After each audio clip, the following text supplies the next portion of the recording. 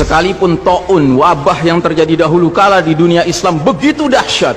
Anda tahu taun dulu kalau terjadi orang baru kena paginya ketularan bintil-bintil, sorenya meninggal, Pak. Kalau sekarang orang di swab positif, sekian belas hari dia isolasi mandiri, kemungkinannya dua, kemungkinan sembuh, kemungkinan mati.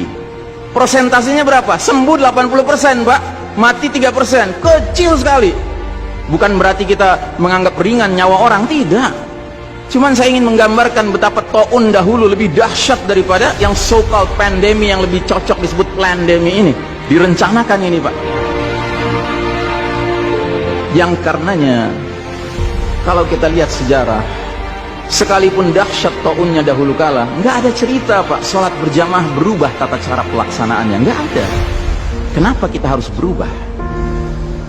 Dan saudaraku rahimakumullah, kami cuma mengingatkan beberapa pesan dari Nabi SAW tentang sholat ini. Yang pertama, Nabi mengatakan, "Sallu kama ra'aitumuni usolli." Sholatlah kalian sebagaimana kalian melihat aku sholat.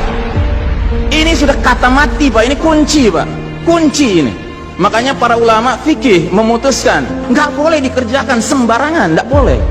Apalagi setelah dia ada aturannya, terus kita berkreativitas menyangka itu lebih baik untuk keselamatan dunia kita, sementara kita tidak peduli dengan keselamatan akhirat kita. Nabi Muhammad SAW menyatakan, hari berbangkit nanti aku akan menunggu umatku di depan telagaku. Aku akan bisa membedakan siapa umatku, siapa yang bukan. Umatku adalah mereka yang wajahnya, tangannya, kakinya bercahaya bekas wudhu. Tapi ketahuilah, ada sejumlah orang wajahnya bercahaya, tangannya bercahaya, kakinya bercahaya. Aku panggil mereka, tapi dihalau sama malaikat, tidak boleh mendekat.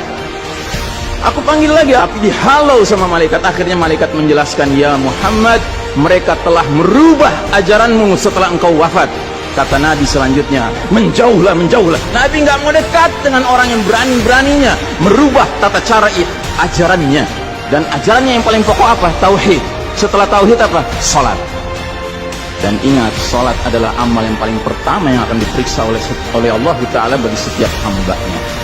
Dan saudara rahimahullah, saya ingin menyampaikan dua hadis lagi. Satu hadis dari Nabi, "La tadaru furujatin lisyaitan." Jangan kalian biarkan celah-celah itu untuk syaitan. Ini Nabi Muhammad SAW yang berbicara, bukan Ihsan Tanjung. Kalau Ihsan Tanjung yang berbicara, Anda boleh tolak, Pak. Ini Nabi Muhammad SAW yang berbicara, yang kita baca salawatnya dengan harapan mendapatkan syafaatnya, dengan harapan boleh meminum air dari telaganya. Jadi kata Nabi apa? Jangan biarkan celah-celah itu menjadi tempatnya syaitan. Hari ini tidak sedikit masjid bahkan memuliakan syaitan, memberi tanda di mana syaitan hendaknya berada. Na'udzubillahi min dzalik. Mau jadi apa kita, Pak?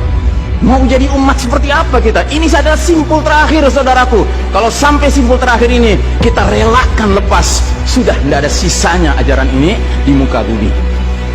Karenanya saudaraku rahimakumullah, bagi saya urusan sholat berjamaah dan tata caranya ini bukan urusan pilihan fikih, Pak. Ini urusannya adalah urusan dengan musuh Allah Ta'ala. Hadis yang terakhir, kata Nabi SAW, "Innal yahuda qad sami'u dinahum." Sesungguhnya Yahudi sudah bosan dengan agama mereka. Wa innahum qaumun hasadun, dan mereka adalah kaum yang sangat hasad kepada kita umat Islam, terutama dalam tiga perkara. Satu, raddis salam. Kebiasaan kita umat Islam kalau ketemu saling ngucapin assalamualaikum, dibalas waalaikumsalam. Itu Yahudi nggak senang, Pak. Yahudi tidak senang melihat umat Islam berukhuwah Islamnya. Yahudi nggak senang umat Islam kalau ketemu saling bersedekah dengan senyum, makanya dibikin aturan begini, nggak kelihatan senyum kita. Yahudi nggak senang kita ketemu jabat tangan, rontok dosa-dosa. Maunya mereka begini saja jabatan tangannya. Dari mana ini semua? Yang kedua, mereka hasad sama kita dalam urusan apa? Iqamatis sufuf, dalam tata cara kita menegakkan shaf kita. Ingat, Pak, shaf dikatakan tegak syaratnya dua. Satu, lurus. Dua, rapat. Bukan hanya lurus tapi renggang-renggang, atau rapat tapi meliuk-liuk. Tidak, harus dua-duanya lengkap. Sehingga Nabi sampai bertanya, kenapa kalian gak bersaf seperti malaikat di hadapan Allah? Para sahabat bingung, bertanya, bagaimana malaikat? Kata Nabi, mereka mendahulukan saf awal dan mereka saling rapat satu sama lainnya. Jadi Nabi itu bangga kalau umat Islam sholatnya seperti para malaikat di hadapan Allah Ta'ala. Harusnya itu menjadi kebanggaan kita juga. Dan harusnya kita tersinggung kalau ada pihak yang berusaha untuk mengacak-acaknya. Dan yang terakhir, yang ketiga, Yahudi itu hasad sama kita dalam urusan apa? Dalam urusan umat Islam, di belakang imam sholat wajibnya mengucapkan amin. Makin keras suara amin itu, makin geram mereka. Karenanya mereka bikin aturan, sempat 2 bulan masjid ditutup-tutup sama sekali, nggak terdengar suara amin dari jamaah karena nggak ada yang boleh ke masjid.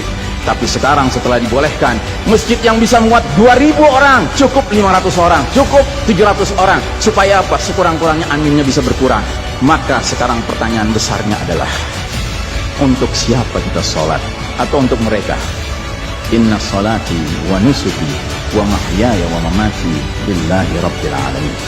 Mudah-mudahan apa yang saya sampaikan tidak membuat bapak dan ibu makan nggak kenyang, tidur nggak nyenyak, tetapi semakin sadar betapa kita sedang hidup di era penuh fitnah di akhir zaman, dan musuh-musuh Allah sedemikian sistematis, sedemikian rencananya membuat kita sadar tidak sadar meninggalkan din kita. Yang paling mengerikan kalau sampai sudah nggak ada perasaan lagi risau dengan ini semua. Karena apa?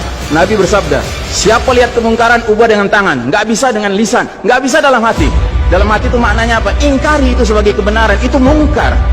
Dan itu kata Nabi selemah-lemahnya iman. Sehingga di hadis yang lain kata Nabi, kalau mengingkari saja sudah nggak ada, udah nggak ada iman sama sekali.